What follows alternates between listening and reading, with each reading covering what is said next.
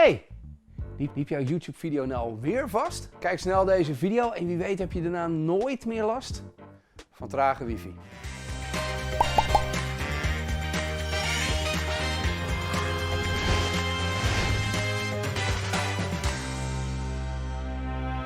Hoi allemaal, welkom terug bij Joost, het kanaal dat je helpt om je huis slimmer, comfortabeler en vooral leuker te maken. De 3 levensbehoeften van de mens zijn zuurstof, voedsel en water. Maar anno 2023 mag je daar gerust een werkende wifi-verbinding aan toevoegen. Daarnaast is de basis van een slim huis natuurlijk een snelle, werkende internetverbinding. In de video van vandaag behandel ik een apparaat die jouw verbinding weer snel en werkend kan maken. Maar eerst wat geschiedenis. Wifi bestaat eigenlijk pas sinds 1985 en was in het begin niet echt een groot succes. Nadat fabrikanten een standaard met elkaar afspraken, kwam het eerste draadloze netwerk pas in 1997 tot stand. En uiteindelijk in 1999 werd de eerste laptop met ingebouwde wifi-ontvanger gebouwd. Dit was een Apple iBook G3. De snelheid van deze verbinding was maar liefst 1 Mbit per seconde. Een veelgehoorde klacht in het huishouden is dat de wifi zo traag is. En dat terwijl veel mensen claimen dat er niks mis is met de ontvangst van een wifi-netwerk. Wel connected, maar toch traag. Dat kan toch niet? Of wel?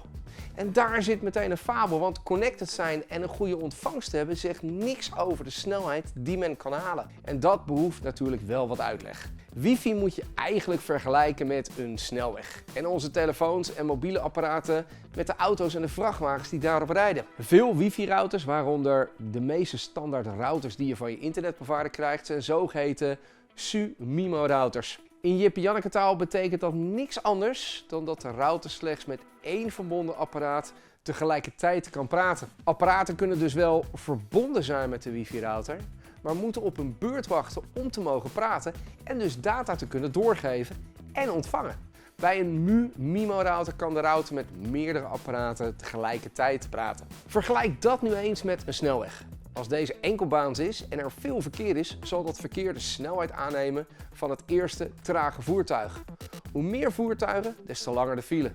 Zou die weg nu opeens 6-baans zijn, neem de A2 van Utrecht naar Amsterdam en hij rijdt de Lada op de meest rechte rijstrook, dan kan die Mercedes langs zonder dat hij snelheid verliest. Des te meer rijstroken, des te sneller het verkeer er overheen kan. Maar hoe creëren we nou meer rijstroken? Dit is de nieuwe wifi-router van Google en heeft een wifi 6E-chip aan boord. Hij maakt gebruik van 3 verschillende frequenties, namelijk de 2.4, de 5 en nu ook de 6 GHz. Doordat de router de mogelijkheid heeft om bandbreedte bij elkaar te voegen, krijgen echt snelle apparaten de vrije ruimte en worden ze niet gehinderd door een traag apparaat. Er worden dus meer rijstroken gecreëerd.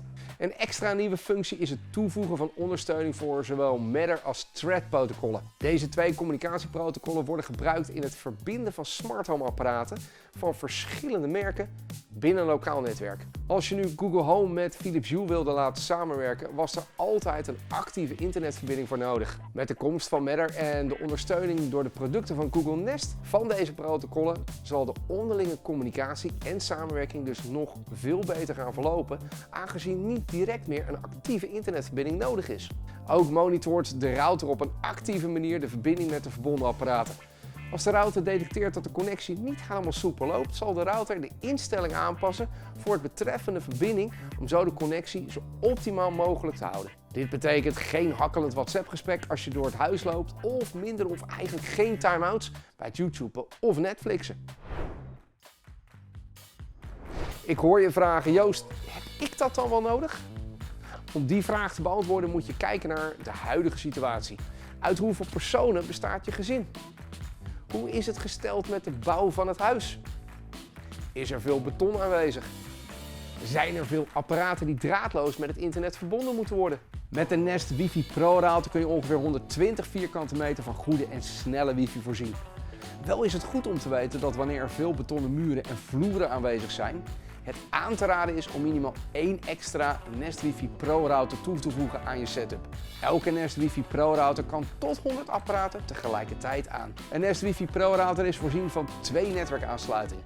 Hiervan wordt 1 aansluiting gebruikt voor een verbinding naar de modem van je provider. Aan de tweede netwerkaansluiting kun je bijvoorbeeld een switch hangen om zo meer betraden netwerkapparaten van een netwerksignaal te voorzien.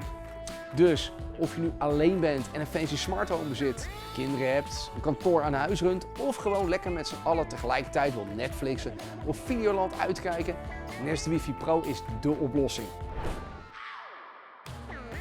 Zeker als je kinderen hebt wil je er graag voor zorgen dat ze en veilig online kunnen en ook op tijd gaan slapen. Via de Google Home app gaan we naar het menu voor de wifi instellingen en scroll naar beneden naar de optie wifi voor het gezin. Ik kies voor de optie aan de slag, geef de nieuwe groep een naam. Ik noem hem Kids en selecteer dan de betreffende apparaten die kids gebruiken. Ik zal nu even mijn eigen Google Pixel 7 Pro gebruiken om het te laten zien. Ik kies vervolgens of ik voor deze groep ook Safe Search wil aanzetten. Deze optie filtert websites met foute content voor minderjarigen eruit. Prima als je ervoor wil zorgen dat je kids niet op de verkeerde website terechtkomen tijdens het surfen. Ik heb nu de mogelijkheid om een tijdschema in te stellen, zodat we de kids ook echt gaan slapen als ze in bed liggen. Ik selecteer de groep waar het schema op slaat. Ik stel vervolgens een begin- en een eindtijd in en voor welke dagen deze tijden van toepassing zijn. Ik bevestig mijn instellingen met klaar. That's it. En mocht ik nu tijdelijk het internet van de kinderen willen onderbreken, dan is dat zonder al te veel moeite mogelijk door op de knop te drukken.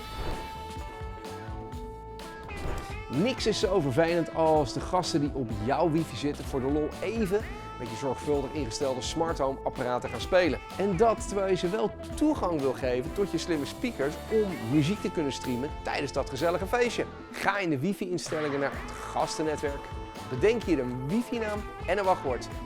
Indien je de naam en het wachtwoord op een Google Nest Hub wil weergeven, kun je die optie hier aanzetten. Selecteer de apparaten die je gasten mogen bedienen en klik op opslaan.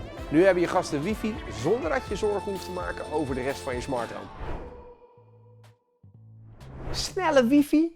Dat willen we allemaal wel. Waar staan Sumimo en Mumimo eigenlijk voor? Als je wint, wat wordt dan de naam van jouw wifi-netwerk? De nieuwe Nest Wifi Pro is niet bedacht om te verstoppen in de meterkast. En met zijn witglanzende behuizing misstaat hij zeker niet in de huiskamer. Helemaal prima als je bedenkt dat veel wifi-routers eigenlijk op de verkeerde plek staan en op die manier al een hele hoop ellende veroorzaken. Ondanks dat nog niet alle apparaten in het bezit zijn van een snelle wifi 6 of 6E-chip, zullen tragere apparaten zeker baat hebben bij deze nieuwe wifi-router. Al is het alleen al om de manier hoe Google Nest actief de verbindingen monitort en verbetert. De instellingen laten zich via de Google Home app makkelijk aanpassen. En wat mij betreft een prima nieuw Google Nest product. Dit was het voor deze aflevering van Bejoost. Wil je op de hoogte blijven van alle ontwikkelingen rondom Smart Living? Word dan een onderdeel van onze community. Heb je ook een vraag voor Bejoost? Laat deze dan achter in de comments. En wie weet kan ik je vraag beantwoorden in een van onze volgende afleveringen. Hey, en als je toch bezig bent, duimpje omhoog, abonneer even en klik op die bel. En voor nu, stay smart.